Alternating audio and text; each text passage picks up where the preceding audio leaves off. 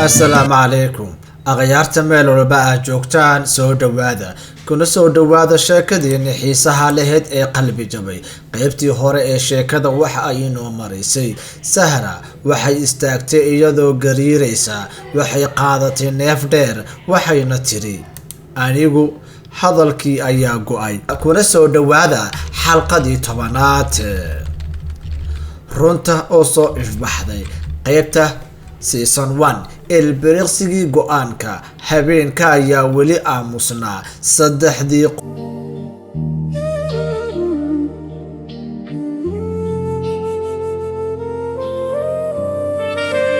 qof waxay istaageen meel isku mid ah Sahra ayaa neef dheer qaadatay anigu ayay tiri iyadoo ilmadu ka qubanayso ma dooran karo midkiin hadda Cabdiraxmaan waa uu yaabay Faisal indhihiisa ayaa ciriiri noqday season 2 Faisal oo xanaaqay Faisal maxaad ka wadaa arrintan waa in la dhameeyaa Sahro ma awoodi karo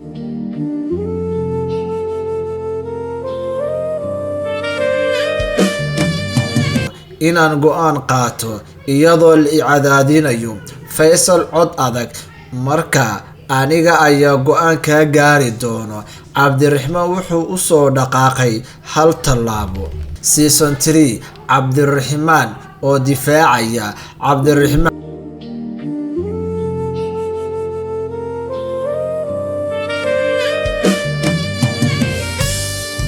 Sahra ha ku cadaadin haddii aad dhab u jeceshahay Faisal adiga ha ii sheegin jacayl xaaladda ayaa noqotay mid kulul season 4 Sahra oo runta sheegaysa Sahra joojiya labadiinuba idageysta labaduba way aamuseen Sahra runta waxay tahay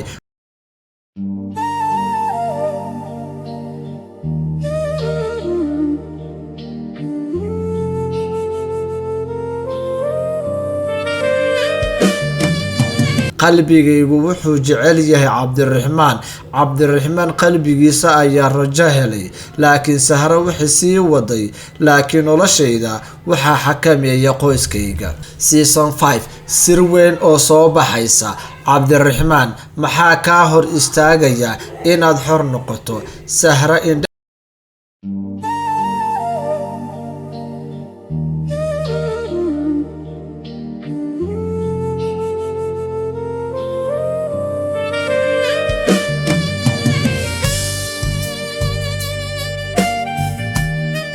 indhaheeda ayay kor u qaaday waxaa jira heshiis qoys Faisal waa uu aamusay Sahra haddii aan diido guurka qoyskayga waxay luminayaan sharaf iyo maal Cabdiraxmaan ma waxaad u horeysaa naftaada season 6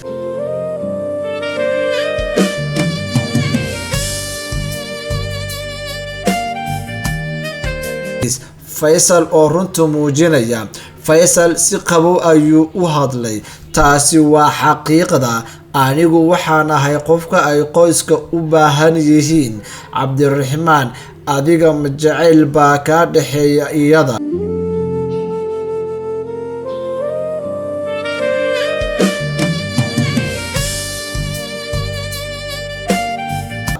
Faisal waa uu yara aamusay kadib jacayl ma aha waa heshiis Sahra qalbigeeda waa uu sii jabay season 7 Cabdiraxmaan oo xanaaqaya Cabdiraxmaan marka waxa rabtaa in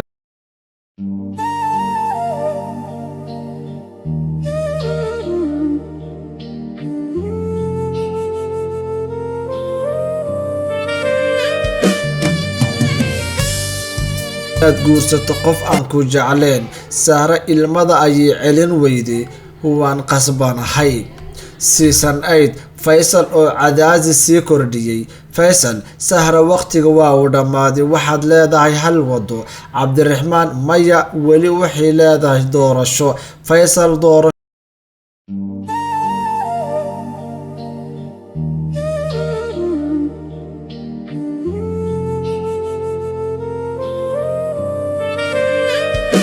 ma fahantid waxa qoyska ku jira. Season 9 go'aan la sugayo. Sahra waxay istaagtay iyadoo gariiraysa. Waxay eegtay Cabdiraxmaan, kadibna Faysal ayay eegtay, kadibna cirka. Ma jiro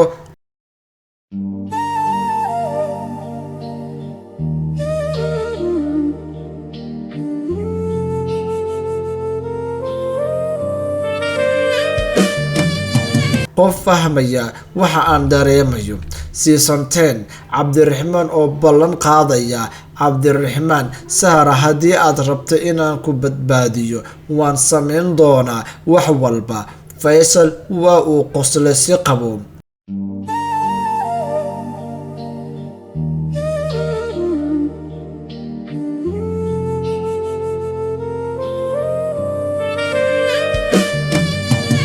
waxaad la dagaalami doontaa qoys dhan. Season 11 xaalad halis ah. Faysal, waxaan kuu sheegayaa hal shay. Haddii aad sii wadato waxaad keeni doontaa dhibaato weyn. Cabdiraxmaan, xitaa haddii ay dhib tahay.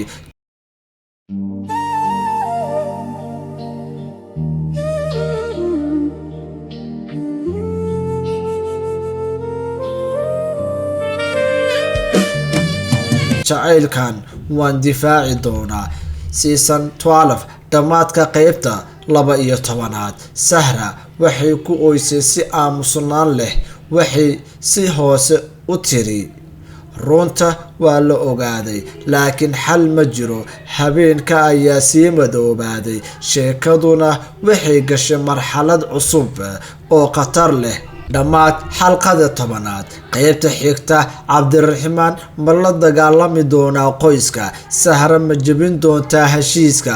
Faysal muxuu qorsheyn doonaa? akhyaarta sheekadan aad ayay xiiso u leedahay. fadlan commentiga inoogu reeb fikradaada. waa inoo muhiim fikradaada inaan dhageysano. sheekadan waqti iyo juhdi ayaan gelinay. sheekada qaybta xigta maxay kula tahay in ay noqon doonto? awood xaguu ka geeni doonaa Cabdiraxmaan uu kula dagaalamo qoys dhan oo iswata? Faysal waxa uu kalsoonida ka haystaa adeerka Sahra iyo hooyada Sahra, laakiin Cabdiraxmaan cid uu wax ka haysta ma lahan. waxa oo kaliya uu haysta waa jacaylka uu qabo Sahra iyo in uu og yahay Sahra in ay jeceshahay Cabdiraxmaan, laakiin meel kaleeto uu aado ma yaqaano. laakiin Sahra waxaa taagan sharafta qoyska in ay ilaaliso, sababtoo ah waa xeer u yaala qoyskoodana waxa ay la jeclaadeen ninka la yiraahdo Faysal. bal maxay ku dhamaan doontaa qaybta xigta? halka hoose ee faalada noogu reeb. adigu yaad wadataa Faysal iyo Cabdiraxmaan? aad baad u mahadsantihiin.